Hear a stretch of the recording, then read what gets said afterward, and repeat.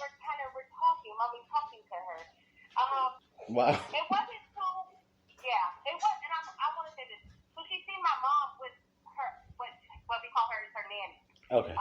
So she's seen it before, right? Yeah. It's nothing new for her.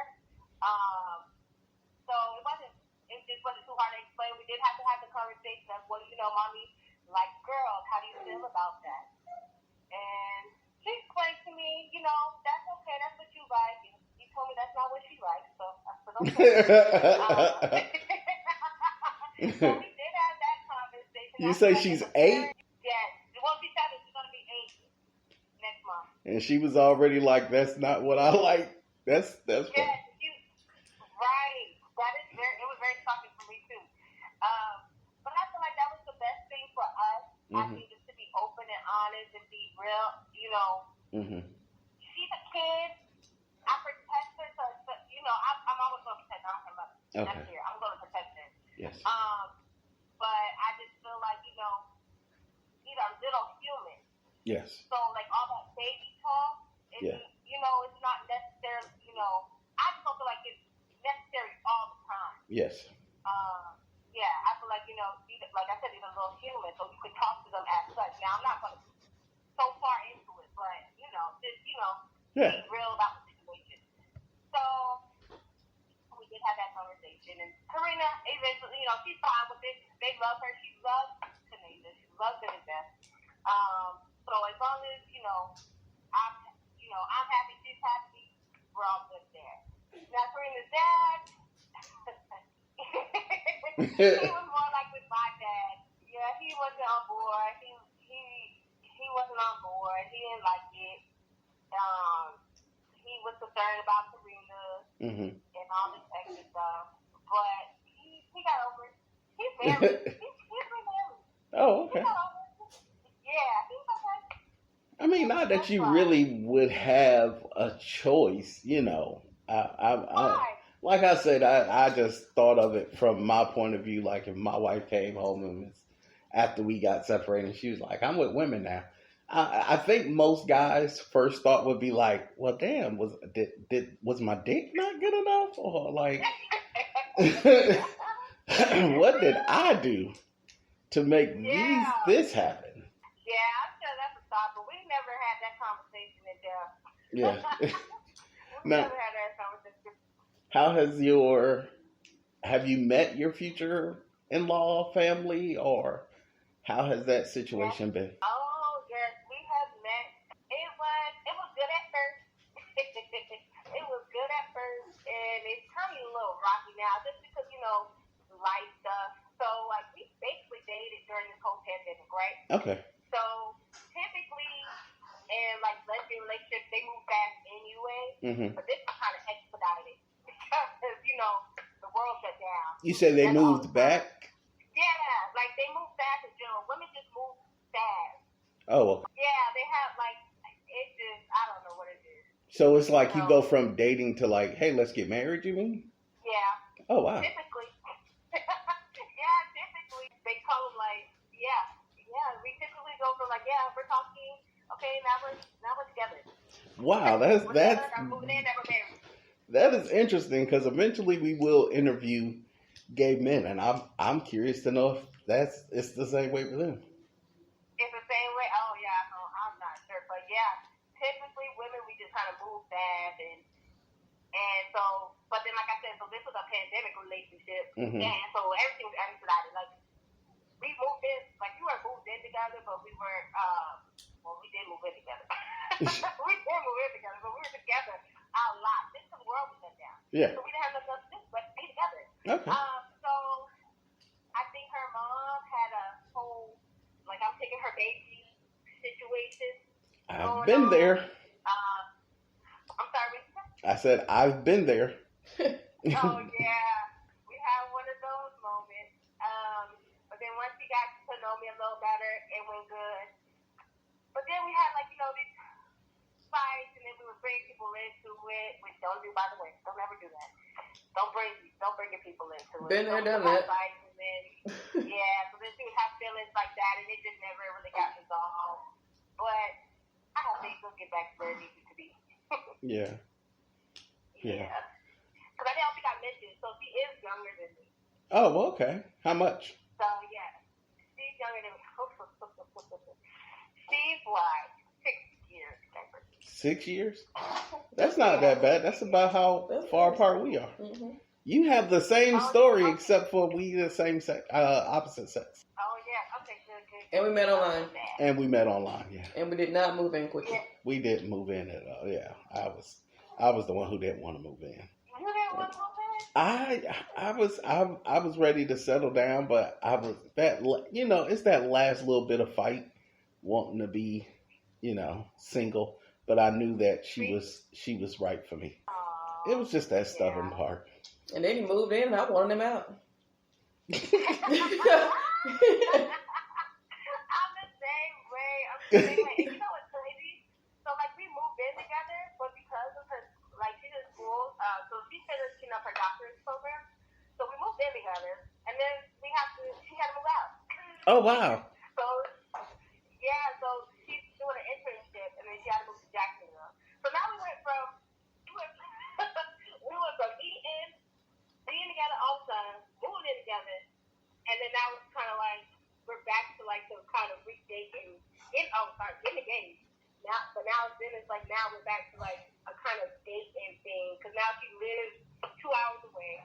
We like the only see each other on the weekends, but we talk all the time, of course. But yeah, it's kind of like a long distance relationship. What is it like dating long distance? Yes, dating long distance is hard. It's hard, and you learn a lot. Like, I didn't realize we were so attached, and then to have to not see each other all the day, or for me to come home from work. Like, one thing I love is I would come home from work, the house was clean. I wouldn't have to worry about it. I come home now, the house looks the same way it looks like that. Now I'm overwhelmed. Now I'm tired. Now I'm mad. But now I know I took that for granted. That was one of the things I took for granted, right? Yeah. But it is very difficult. It's hard, but hopefully it won't be too much longer. Now let me ask you the nitty gritty question. If I was listening to the podcast, I would be sitting there this whole time thinking to myself, ask her the damn question. So I'm gonna ask what is the difference sexually between a man and a woman? Is there a difference? Are you enjoying it better with a woman? Is there really no difference as far as pleasure? Like, what is that like? Okay, I'm ready. Okay, so. Yes. The difference is, like, for example, the sex is much better. No offense. You are having flashbacks. I can hear it as you talking. You like, Just think about it. The sex is so much better for me. Like, I never really understood. Like, I went all this time, and I never got, like, pleasurable sex until now. Like, it would be cool, but I was explaining to her. Like, I never, like, got, like, an orgasm from having sex with a male. Right? Mm-hmm. Yeah. Very sad. So it's like either these, very sad. But now it's just with a woman, she knows my body. You know what I mean? Yes. I don't have to direct her. She picks up on things. We don't have to, she pays attention to what I like and what I don't like. We don't have to have those conversations. Yeah, the sex to me is just, I just can't see myself. I'm just not going back. Men, pay attention. Pay attention, men. I tell brothers this all the time. From my experience, and I'm not talking about you, but I'm just saying in general, one of women's biggest gripes with men is we don't pay attention to y'all body. At all. And I think, my wife tells me that I'm the best she ever had. And I'm going to say this, and it's not to be big-headed. The only reason why I believe it when she says it is because as a kid, the first thing my mother taught me about sex was always make sure she gets hers first. Period. Always make sure she gets hers first. She used to tell me and my brother that all the time. And I think there's so many men out there who are not paying attention to their partner's bodies and what they want and what they need and what they like. Like, when I'm with you, I want you to have a good time. Period. Right. You know, and the fact that you've never really, or you don't feel like you've ever really had that sensualness of your intimacy in the bedroom. Because I don't know, I mean, you say you haven't ever really had an orgasm with a man, but it's that sensual, you know, that those touches and those kisses and all the little things that makes the sex. Yes. You is welcome. Oh my God. It's like making a movie, man. It's like you have to put that time in, because if not, she is not going to be able to enjoy herself. And the last thing you want in a partner is a woman who is not enjoying herself. Oh yeah, because y'all can be miserable.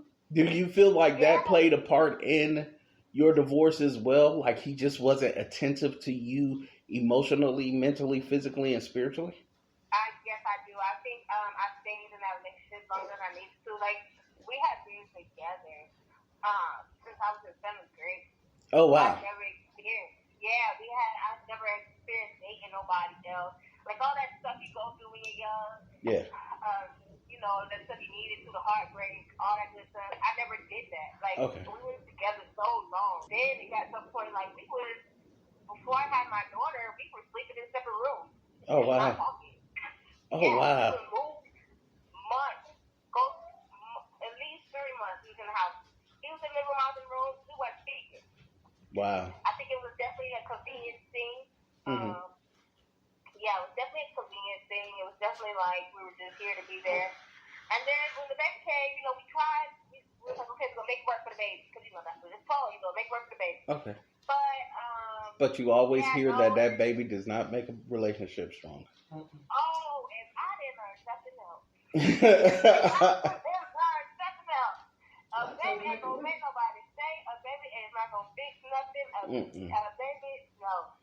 It don't matter how much love or whatever. The baby is not the answer to the problem. And that's what I thought. Like, yeah. Even like the sex, like we weren't, no. Now let me ask you another question since we on this subject. Did you ever teach him? Did I ever teach him? Yeah, like, you know, I noticed that a lot with women too. Like, y'all, you know, we're not really taught about sex by our parents.